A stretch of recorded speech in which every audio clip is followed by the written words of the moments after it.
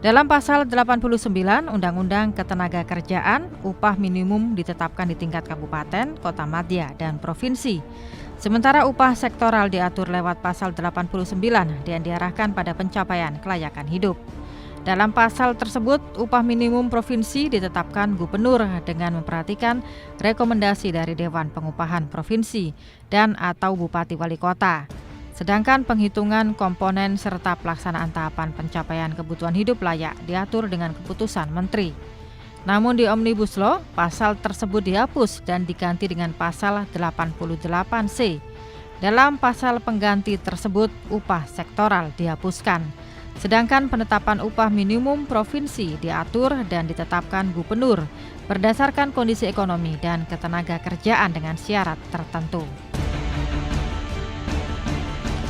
Dalam pasal 78 Undang-Undang Ketenagakerjaan, waktu kerja lembur paling banyak hanya 3 jam per hari dan 14 jam per minggu.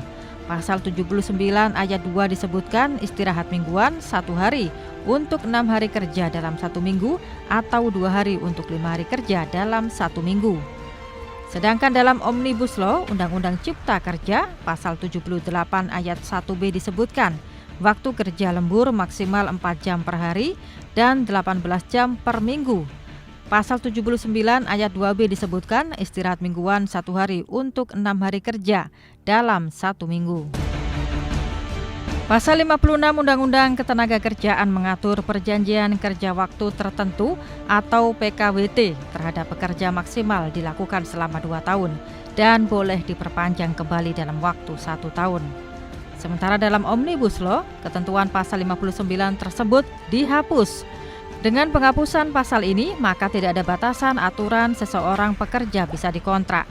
Akibatnya, pekerja bisa menjadi pekerja kontrak seumur hidup. Pemutusan hubungan kerja atau PHK. Dalam Undang-Undang Ketenagakerjaan, perusahaan boleh melakukan PHK dengan 9 alasan yang meliputi perusahaan bangkrut, perusahaan tutup karena merugi, perubahan status perusahaan, pekerja melanggar perjanjian kerja, pekerja melakukan kesalahan berat, pekerja memasuki usia pensiun, pekerja mengundurkan diri, pekerja meninggal dunia, dan pekerja mangkir. Dalam Omnibus Law, pemerintah menambah poin alasan perusahaan boleh melakukan PHK dalam pasal 154A. Di antaranya, perusahaan melakukan efisiensi, perusahaan melakukan penggabungan, peleburan, pengambil alihan, atau pemisahan, dan perusahaan dalam keadaan penundaan kewajiban pembayaran utang atau PKPU. Uang penggantian hak. Dalam Undang-Undang Ketenagakerjaan, uang penggantian hak diatur dalam pasal 156 ayat 4. Uang penggantian hak terdiri dari uang penggantian cuti tahunan yang belum diambil dan belum gugur, uang pengganti biaya atau ongkos pulang untuk pekerja, buruh, dan keluarganya ke tempat di mana diterima bekerja, dan uang penggantian perumahan serta pengobatan dan perawatan yang ditetapkan 15% dari uang pesangon dan atau uang penghargaan masa kerja bagi yang memenuhi syarat. Dalam Omnibus Law, ketentuan uang penggantian hak yang wajib dibayarkan pengusaha sebagai pesangon karyawan di PHK berkurang.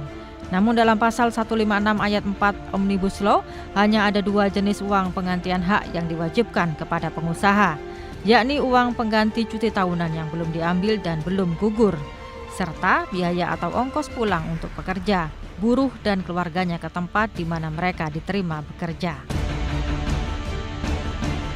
Tenaga kerja asing. Pasal 81.4 hingga 11 Undang-Undang mengubah dan menghapus sejumlah aturan tentang pekerja asing dalam Undang-Undang Nomor 13 Tahun 2003 tentang Ketenagakerjaan. Contohnya dalam Undang-Undang Ciptaker, pemerintah menghapuskan kewajiban izin tertulis bagi pengusaha yang ingin memperkerjakan TKA. Sebagai gantinya, pengusaha hanya diwajibkan memiliki rencana penggunaan TKA.